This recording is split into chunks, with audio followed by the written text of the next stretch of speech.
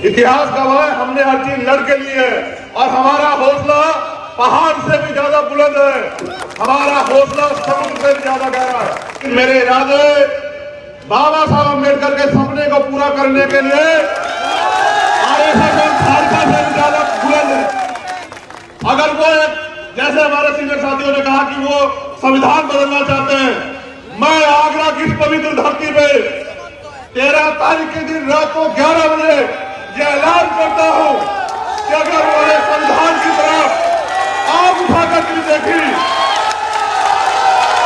इसके परिणाम आरएसएस और भाजपा के लिए इतने हानिकारक होंगे कि दुनिया के इतिहास में कभी ऐसे हानिकारक परिणाम नहीं होंगे। आप मन छोटा मत कीजिए, आप दिल छोटा मत कीजिए। इतिहास गवाह है, हमने बलिदान दिया लेकिन झुकना नहीं सीखा। आरएसएस और भाजपा के इस सपने को भी जमीन दर्ज करेंगे और बाबा साहब अम्बेडकर के सपने को भी पूरा करेंगे। इस देश में दोबारा से मूल निवासियों का, बहुजनों का राज आएगा और इन हालातों में हमें दुश्मन को संदेश देने की जरूरत है कि वो अपनी औकात में रहे। वो ये ना भूले कि ये डॉक्टर बाबा साहब अम्बेडकर का देश है। इस देश के मुसलमानों के प्रति जो नफरत की आंधी चलाई जा रही है, जो माहौल खराब किया जा रहा है, मैं फिर यहां से कह रहा हूं, आगरा की धरती से बाबा साहब अम्बेडकर का खून होने के नाते इस देश के मुस्लिम समाज के भाइयों के लिए कि वो घबराए ना, वो कमजोर न बने। पूरा अम्बेडकर वादी उनके साथ खड़ा है। इस सरकार की दरार धरे भी हिला देंगे, इन सीट बजा देंगे।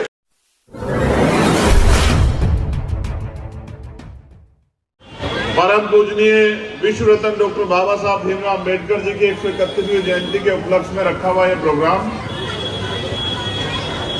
साथियों, इसी महीने में राष्ट्रपिता ज्योतिबा फूले जो शिक्षा के क्रांति के अगर दूत हुए, जनक हुए, उनकी भी जयंती थी। बाबा साहब अम्बेडकर से 3 दिन पहले 11 अप्रैल को। इसी महीने में सम्राट अशोक की भी जयंती थी। इसी महीने में आज आरक्षण के पिछड़े वर्ग के लोगों को आरक्षण मिले, इसके जो जनक, जिनको जो मंडल कमीशन के आयोग, मंडल आयोग के जो अध्यक्ष थे बीपी मंडल जी की आज जो है परिनिर्वाण दिवस भी। उसके साथ साथ भारत में आज के दिन जलियांवाला बाग हत्याकांड भी हुआ था, इतने लोग शहीद हुए थे। अगर हम तिथियों में जाएंगे तो मुझे लगता है कि पूरी रात बीत जाएगी, मैं आपको गिनाता रहूंगा और आप लोग गिनते रहेंगे। लेकिन उससे भी आगे बढ़ के वर्तमान के जो हालात, उन हालात में चर्चा बहुत जरूरी है। हम लोग यहाँ इकट्ठे हुए, मैंने, हमारे साथियों ने बाबा साहब के चित्र पे माल्यार्पण किया, पुष्प चढ़ाए, हम लोगों ने अच्छे अच्छे भाषण दिए और हम लोग घर चले गए। इससे कुछ नहीं बदलेगा। हमें महापुरुषों के अगर विचारधारा पे जब तक हम लोग नहीं चलेंगे, महापुरुषों के रास्ते पे हम नहीं चलेंगे, तब तक उनकी जयंती मनाने का कोई मतलब नहीं बैठता। मैं तो धन्यवाद देता हूं आगरा के लोगों का। बाबा साहब तो आगरा की धरती पे रोए भी थे और यहां से पूरी दुनिया में रहने वाले अपने अनुयायियों को संदेश भी देके गए।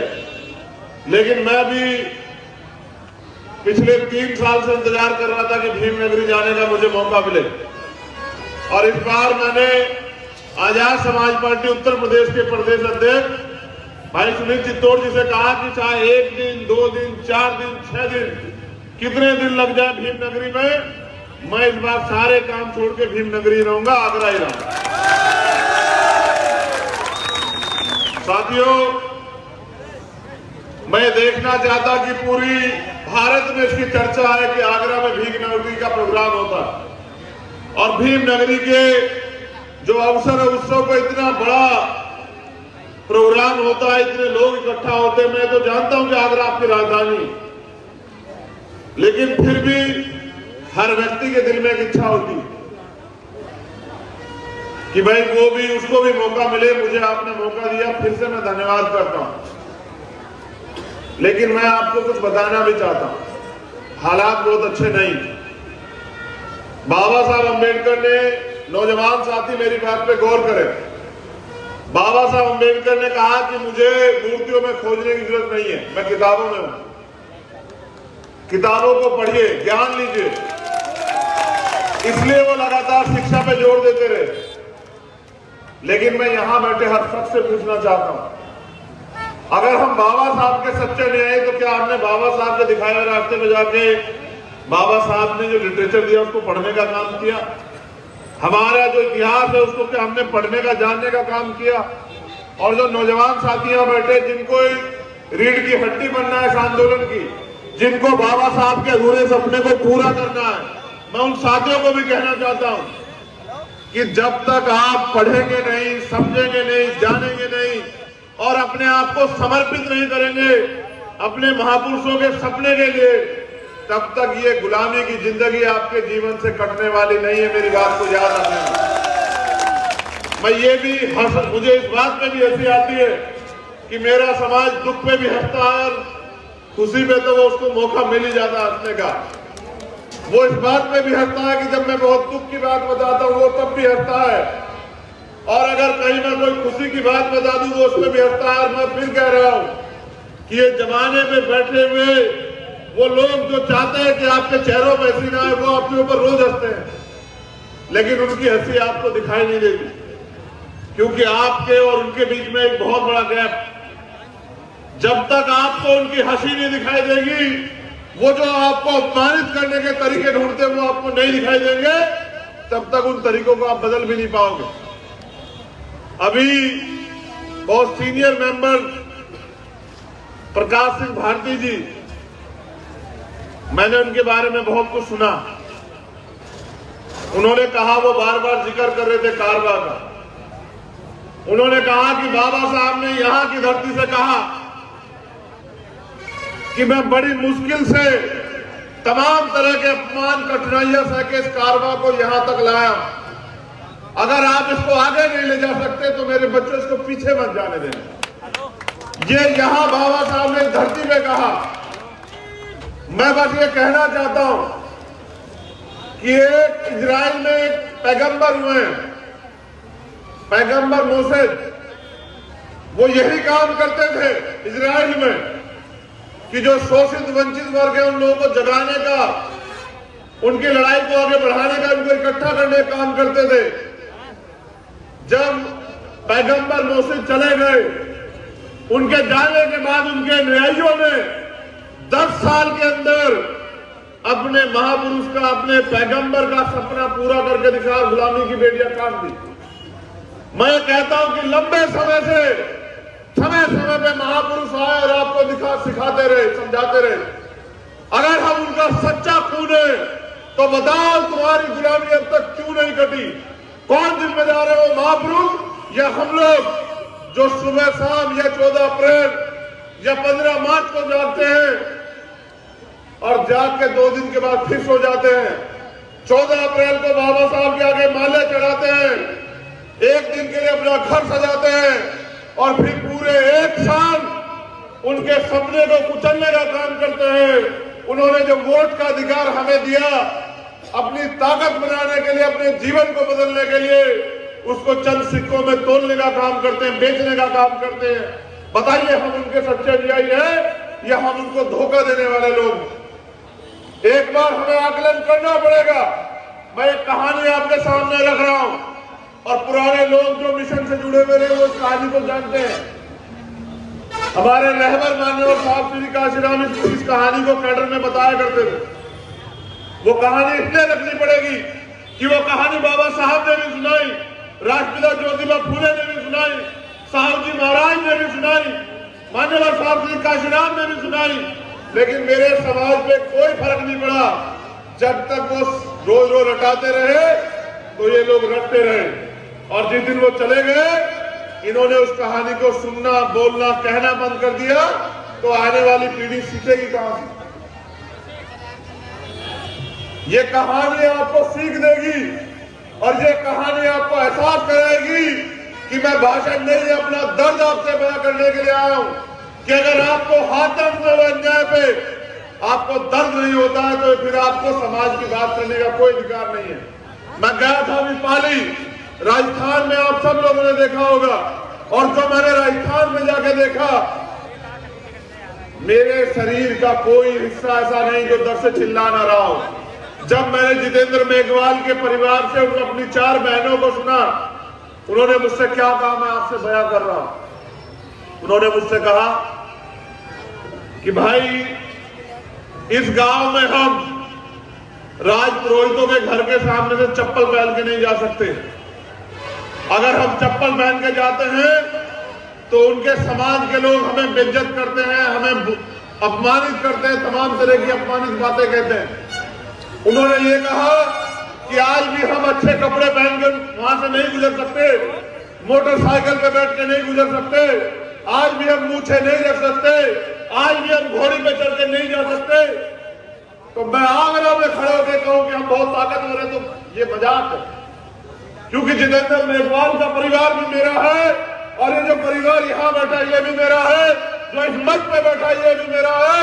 और अगर पूरे देश के किसी कोने में, अगर पूरे देश के किसी कोने में अगर कोई गरीब है, शोषित है, सताया गया है, उसके अधिकार छीने गए हैं, तो मुझे मेरे बाबा साहब अम्बेडकर ये सिखा के गए कि न्याय करने वाले से न्याय सहने वाला ज्यादा दोषी होता है।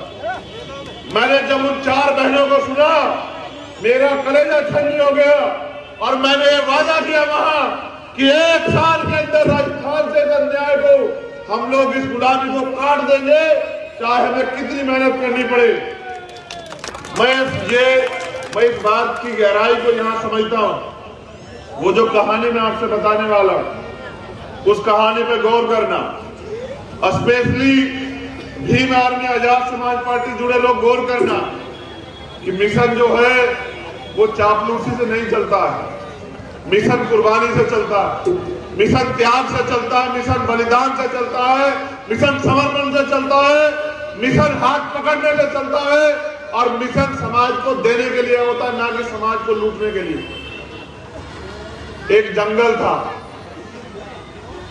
एक जंगल जो बहुत हरा भरा था, तमाम तरह के जानवर उसमें रहते थे। उसके अंदर एक झील थी, बड़ी अच्छी झील, मीठे पानी की झील।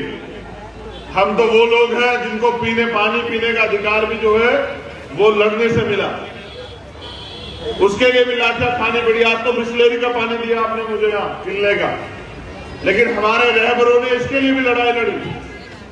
तो उस झील में पूरे जंगल के जानवर आके पानी पीते थे।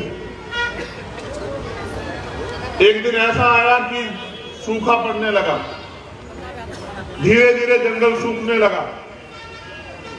जब जंगल सूखने लगा तो झील भी धीरे धीरे सूखने लगी। और फिर एक दिन आया कि पूरी झील सूख गई, पूरा जंगल सूख गया। उस जंगल में रहने वाले जानवर इकट्ठा हुए। जब इकट्ठा हुए तो उनमें चर्चा हुई। कुछ लोगों ने सुझाव दिया कि भाई अब इस जंगल को छोड़ देना चाहिए। कुछ लोगों ने सुझाव दिया कुछ दिन इंतजार कर लेना चाहिए। कुछ लोगों ने सुझाव दिया कि भाई हमारा जंगल से क्या लेना देना, हमें तो अपने जीवन की परवाह करनी है, तो हम इस जंगल से कहीं निकल जाते हैं। पता नहीं कब बारिश आएगी, कब ये जंगल हरा भरा होगा, कब झील भरेगी। उसी जंगल में एक तोता भी था। तोते का भी नंबर आया।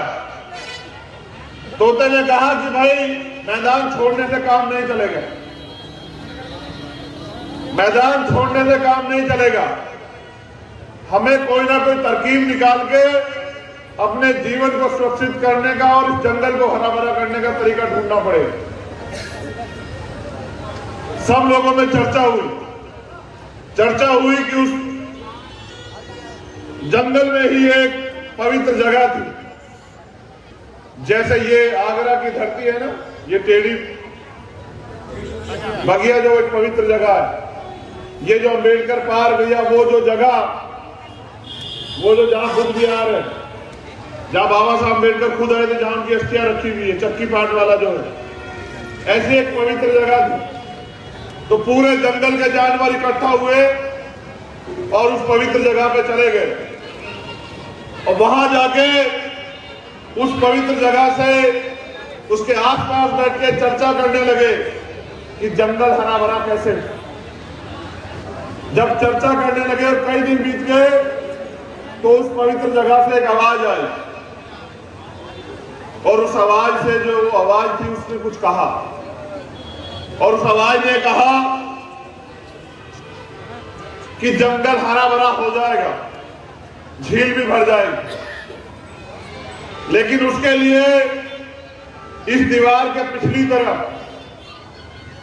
कुछ गुलाब के सफेद फूल हैं, उनको आपको खून से लाल करना पड़ेगा। मेरी बात पे गौर करना।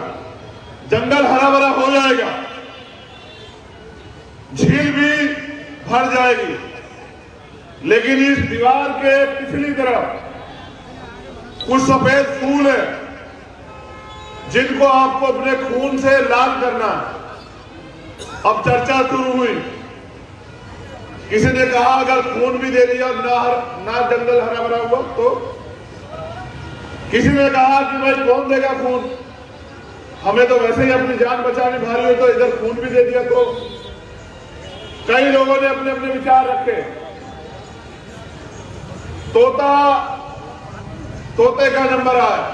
तोते ने कहा भाई एक काम करते हैं, एक एक बूंद खून की सब लोग देते हैं, ना किसी की जान जाएगी और ये सबके खून से ये फूल भी लाल हो जाएंगे। तोते की बात को सब लोगों ने नकार दिया और सब लोगों ने तय किया कि हम जंगल छोड़ के जाएंगे, किसी और जंगल में जाएंगे। सब लोग जंगल छोड़ के जंगल से बाहर चले गए और जैसे ही वो जंगल से बाहर निकले उन्होंने देखा कि बारिश शुरू हो गई। बारिश शुरू हुई, पूरा जंगल हरा भरा हुआ और झील भी भर गई। सभी जानवरों में चर्चा बन गई कि यार देखना कोई हम में से कम तो नहीं है। जब गिनती हुई तो तोता कम निकला। सारे जानवर इकट्ठे होकर उस जगह की तरफ दौड़ पड़े, ये देखने के लिए कहीं फूल लाल तो नहीं हो गए। और जब पूरा समूह बनके उस जगह पे पहुंचा जहां पे सफेद फूल थे, तो उन्होंने देखा कि भाई एक फूल जो है वो लाल था, क्योंकि तोते में जितनी हिम्मत थी, तोते ने अपनी गर्दन यहां से अलग की और उस फूल के ऊपर लेट गया। वो जितना उसके अंदर खून था, उस खून की बदौलत वो एक फूल लाल हो पाया और उस एक फूल के लाल होने से वो पूरा जंगल हरा भरा हो गया, वो झील फिर भर गई। तो जब वो सारा समूह वहां पहुंचा, अब मेरी बात पे गौर करना, आज के हालात बिल्कुल ऐसे ही हैं। श्याम प्रकाश जी, आज के हालात बिल्कुल ऐसे हैं कि एक ने कहा कि भाई तोते ने बहुत बहादुरी का काम किया है, मैं इनके सम्मान में कविता लिखूंगा। एक ने कहा भाई मैं तो तोते ने बहुत बलिदान का काम किया है, मैं इनकी समाधि बनाऊंगा। तीसरे ने कहा भाई तोते ने बहुत बड़ा काम किया है, मैं इनकी मूर्ति लगाऊंगा। एक कहने लगा कि भाई तोते का बलिदान भूला नहीं जा सकता, मैं भंडारा कराया करूंगा। एक ने कहा ये तारीख याद रहेगी, हम ये तोते की जो है परिनिर्वाण दिवस बनाया करेंगे। और सबके सब जो है अपनी बात को इस तरह कहते गए। मैं इस कहानी के सार पे आता हूं। अगर आप ये सोचते हैं कि बिना करे कुछ मिल जाएगा, बिना त्याग करे बलिदान के संघर्ष के कुछ मिल जाएगा, तो ये बस आपकी काल्पनिक सोच है। इतिहास गवाह है, हमने हर चीज लड़ के ली है और हमारा हौसला पहाड़ से भी ज्यादा बुलंद है, हमारा हौसला समुद्र से भी ज्यादा गहरा है। आप 14 अप्रैल को मूर्ति पे माला चढ़ाने से अच्छा अगर महापुरुषों के दिखाए रास्ते पे चलोगे। तोते पहले भी आए, राष्ट्रपिता ज्योतिबा फूले के रूप में, साहू जी महाराज के रूप में, बाबा साहब अंबेडकर के रूप में, मान्यवर साहब काशीराम के रूप में, लेकिन हमारे समाज के लोग तोते की बात नहीं मानते। वो तो तोते की मौत का इंतजार करते हैं। मैं आपको पूरी ईमानदार से कह रहा हूं, अभी हमारे सीनियर साथी हैं, मैं तो बहुत छोटा उम्र में आपसे, मैं बहुत छोटा हूं आपसे उम्र में, लेकिन मेरे इरादे बाबा साहब अम्बेडकर के सपने को पूरा करने के लिए आरएसएस और खालसा से भी ज्यादा बुलंद है। अगर वो जैसे हमारे सीनियर साथियों ने कहा कि वो संविधान बदलना चाहते हैं, मैं आगरा की इस पवित्र धरती पे 13 तारीख के दिन रात को 11 बजे यह ऐलान करता हूं कि अगर उन्होंने संविधान की तरफ आग उठाकर के देखी, इसके परिणाम आरएसएस और भाजपा के लिए इतने हानिकारक होंगे कि दुनिया के इतिहास में कभी ऐसे हानिकारक परिणाम नहीं होंगे। आप मन छोटा मत कीजिए, आप दिल छोटा मत कीजिए। इतिहास गवाह है, हमने बलिदान दिया लेकिन झुकना नहीं सीखा।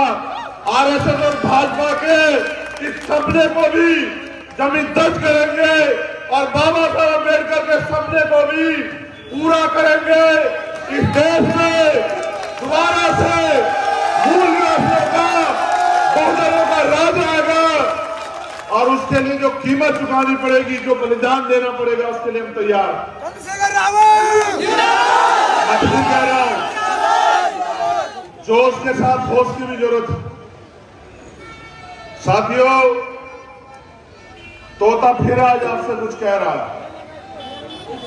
लड़ाई सेवक से शासक बनने की जंग है ये, और मैं आपसे ताकत मांगने के लिए आया हूं। अगर आप मुझे मौका नहीं देखेंगे तो मेरा हुनर कैसे देखेंगे? अगर आप मुझे अवसर नहीं देखेंगे तो मुझे लड़ता हुआ कैसे देखेंगे? मैं आज 13 अप्रैल की रात में जहां आप बाबा साहब को नमन करने के लिए आए हैं, मैं आपका खून होने के नाते, इस समाज का बेटा होने के नाते, एक गरीब परिवार से संघर्ष की लड़ाई को जो लड़ने के लिए आना मेरी इच्छा थी और मैं आया हूं। मैं बस आपसे ये कहना चाहता हूं कि हालात सामान्य नहीं, इन हालातों में हमें एक दूसरे की जरूरत है। इन हालातों में हमें एकजुट होने की जरूरत है। इन हालातों में हमें अपनी ताकत बनाने की जरूरत है और इन हालातों में हमें दुश्मन को संदेश देने की जरूरत है कि वो अपनी औकात में रहे। वो ये ना भूले कि ये डॉक्टर बाबा साहब अम्बेडकर का देश है, ये मानवतावादी सोच का देश है। वो अपने गलत इरादों को भूल जाए। हमें मान सम्मान का जीवन जीने का अवसर अगर कहीं से मिला है तो संविधान से मिला है। हम जानवरों जैसा जीवन जीते थे, आज हमें समान अवसर मिले हैं। क्या आप चाहते हैं समान अवसर खत्म हो जाए? आज जो माहौल बना के इस देश के मुसलमानों के प्रति जो नफरत की आंधी चलाई जा रही है, जो माहौल खराब किया जा रहा है, मैं फिर यहां से कह रहा हूं, आगरा की धरती से बाबा साहब अम्बेडकर का खून होने के नाते उन्होंने कहा था, जो मैंने आपको पहले भी दोहराया, कि अन्याय करने वाले से अन्याय सहने वाला ज्यादा दोषी है। मैं फिर यहां से भी कह रहा हूं धरती से इस देश के मुस्लिम समाज के भाइयों के लिए कि वो घबराए ना, वो कमजोर न माने। पूरा अम्बेडकर वादी उनके साथ खड़ा है। इस सरकार की दरार दरे भी हिला देंगे, ईंट बजा देंगे। आप मेरी जिंदाबाद करने के बजाय मुझे लड़ने की ताकत दीजिए और अपने हौसले बुलंद रखिए। इस देश में संविधान है और जब तक संविधान है कोई आपके मान सम्मान के साथ खिलवाड़ नहीं कर सकता। जो करेगा संविधान के अनुसार जो उसको सजा वो मिलेगी। मेरा एकमात्र लक्ष्य ये है, बहुत सारे तोते आएंगे, अपनी अपनी जिम्मेदारी अदा करेंगे। मुझे मेरी जिम्मेदारी समझ आ गई, मैं अपनी जिम्मेदारी अदा कर रहा हूं और मैं चाहता हूं कि जीते जी इस देश की सर्वोच्च कुर्सी पे जो दिल्ली में रखी हुई है, जो सपना था बाबा साहब अम्बेडकर और माननीय साहब काशीराम साहब का, वो जो अधूरा, मैं एक बार अपने जीवन में जीते जी इस दिल्ली की गद्दी पे बाबा साहब अम्बेडकर के अनुयायियों को देखना चाहता हूं। मैं यही बताने के लिए आपको यहां आया। मैं जीती जिंदगी खुली आंखों से जो सपना हमने देखा है कि बाबा साहब ने जो रोते हुए कहा था आगरा में कि मुझे मेरे पढ़े लिखे लोगों ने धोखा दिया। मैं बाबा साहब का जो अधूरा सपना है, आप सबके सामने इस बात की गवाही दे रहा हूं कि उस सपने को पूरा करने के लिए अपने लहू का एक कतरा जो है इस आंदोलन में समर्पित करने के लिए तैयार हूं। और मुझे कोई फर्क नहीं पड़ता, मैं फिर कह रहा हूं, मुझे कोई फर्क नहीं पड़ता कि लड़ाई कितनी लंबी हो और कितनी कठिन हो, कोई फर्क नहीं पड़ता, क्योंकि हमारा एकमात्र सपना यही है कि बहुत दिन हो गए इन शोषितों को आंसू बहाते, इन शोषितों को रोते चिल्लाते, लेकिन इनके आंसू किसी ने नहीं पूछे।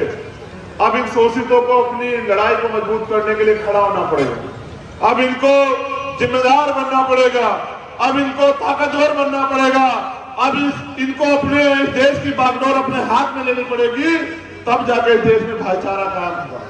तो बहुत बहुत धन्यवाद दोबारा से सम्मानित साथियों का, भीम आर्मी आजाद समाज पार्टी के पदाधिकारियों साथियों का, यहाँ की सभा के जो आज के अध्यक्ष हैं उनका, यहाँ उपस्थित हमारी तमाम बहनों का, माताओं का, बच्चियों का, नौजवान साथियों का धन्यवाद करता हूँ और आपसे अपील करता हूँ कि समय बहुत कम है, थोड़ा जोर लगा दो, कुछ को मैं जगाता हूँ, कुछ को आप जगा दो। बहुत बहुत धन्यवाद।